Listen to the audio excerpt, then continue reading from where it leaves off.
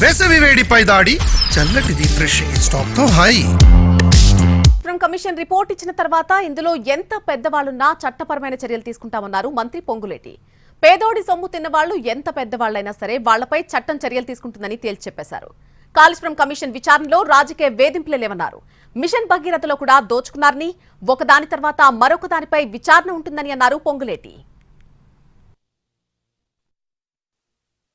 నా జాతిపిత కాని జాతిపితగా చెప్పుకునే వ్యక్తి గాని, ఇంకా మిగతా దానికి సంబంధించిన వ్యక్తులు గాని, ఆ వ్యవస్థ గాని ఇప్పటికే ప్రభుత్వానికి ఒక క్లారిటీ వచ్చింది.